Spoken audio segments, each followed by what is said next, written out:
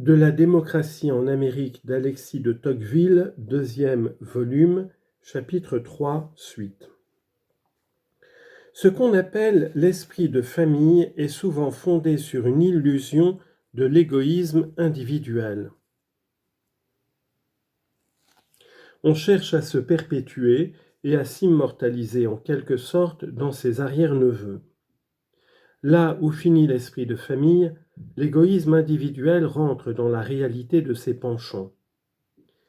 Comme la famille ne se présente plus à l'esprit que comme une chose vague, indéterminée, incertaine, chacun se concentre dans la commodité du présent.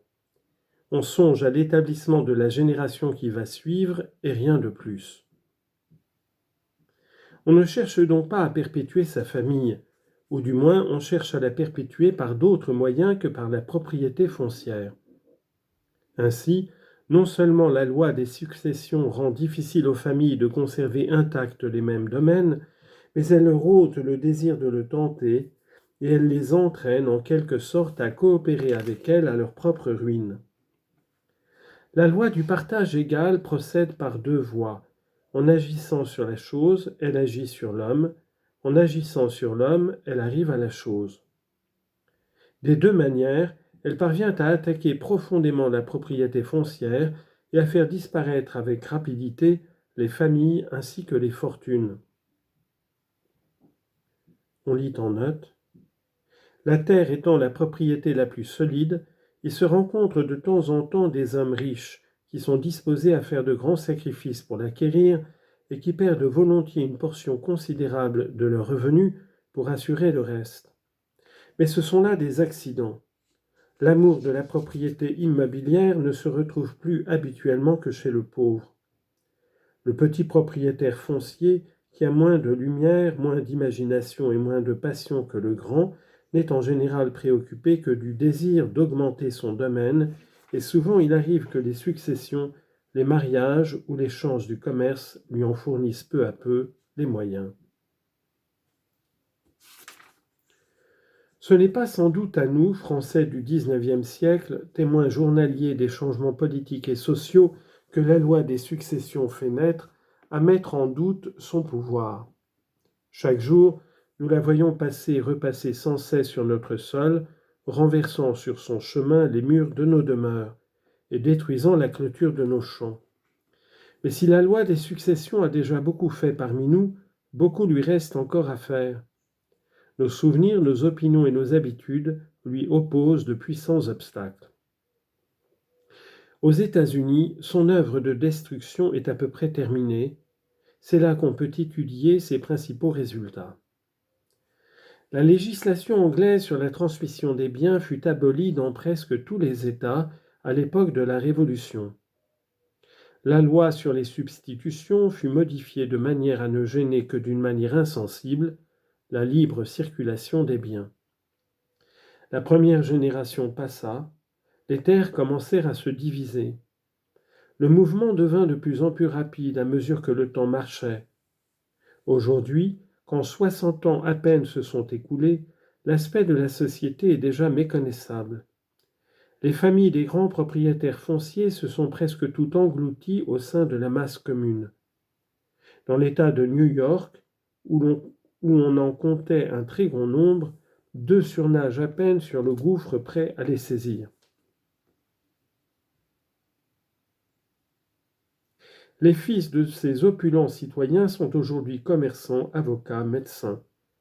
La plupart sont tombés dans l'obscurité la plus profonde.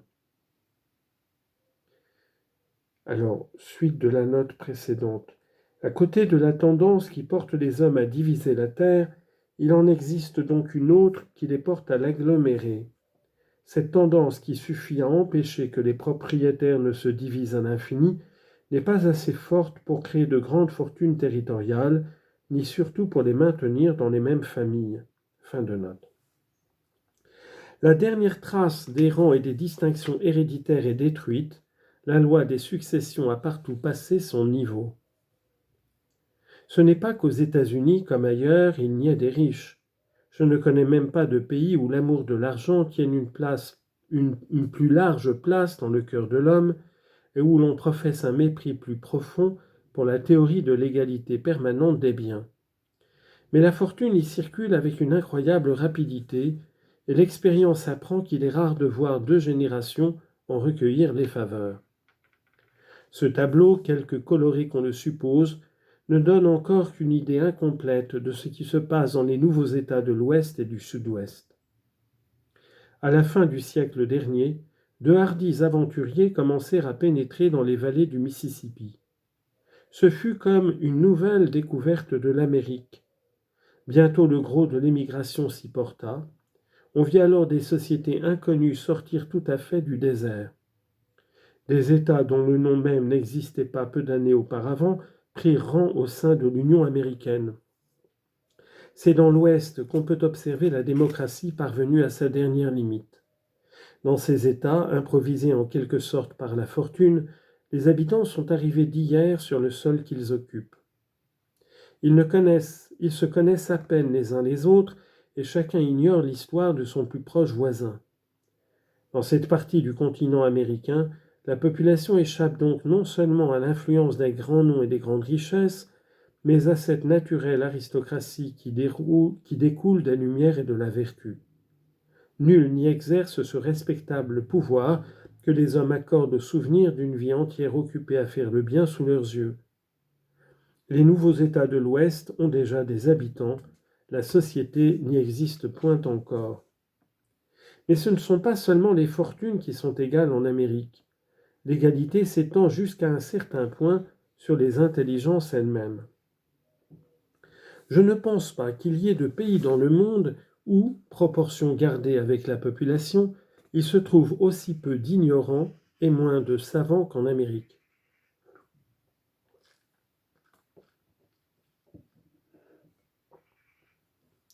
L'instruction primaire y est à la portée de chacun. L'instruction supérieure n'y est presque à la portée de personne.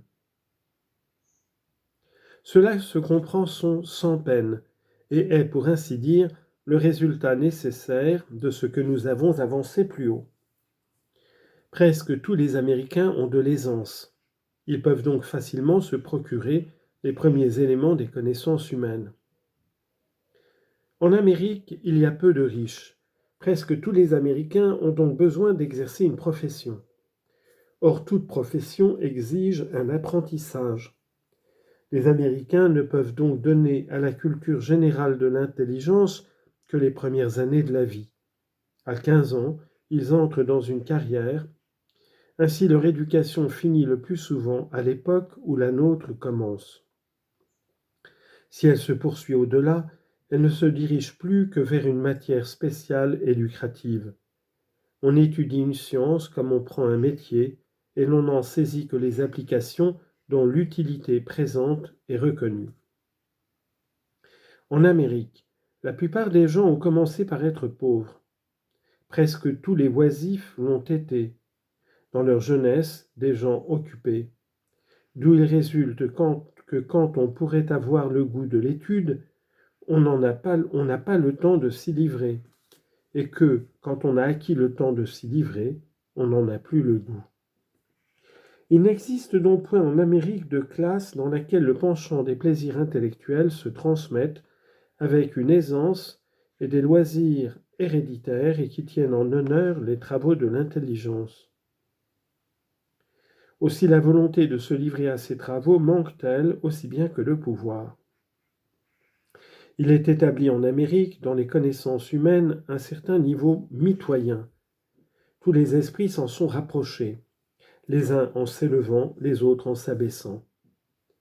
Il se rencontre donc une multitude immense d'individus qui ont le même nombre de notions à peu près en matière de religion, d'histoire, de sciences, d'économie politique, de législation, de gouvernement. L'inégalité intellectuelle vient directement de Dieu et l'homme ne saurait empêcher qu'elle ne se retrouve toujours. Mais il arrive du moins, de ce que nous venons de dire, que les intelligences, tout en restant inégales, ainsi que l'a voulu le Créateur, trouvent à leur disposition des moyens égaux. Ainsi donc, de nos jours, en Amérique, L'élément aristocratique, toujours faible depuis sa naissance, est sinon détruit, du moins affaibli, de telle sorte qu'il est difficile de lui assigner une influence quelconque dans la marche des affaires. Le temps, les événements et les lois y ont au contraire rendu l'élément démocratique non pas seulement prépondérant, mais pour ainsi dire unique. Aucune influence de famille ni de corps ne s'y laisse apercevoir. Souvent même, on ne saurait y découvrir d'influence individuelle quelque peu durable. L'Amérique présente donc dans son état social le plus étrange phénomène. Les hommes s'y montrent plus égaux par leur fortune et par leur intelligence, ou en d'autres termes, plus également forts qu'ils ne le sont dans aucun pays du monde et qu'ils ne l'ont été dans aucun siècle dont l'histoire garde le souvenir.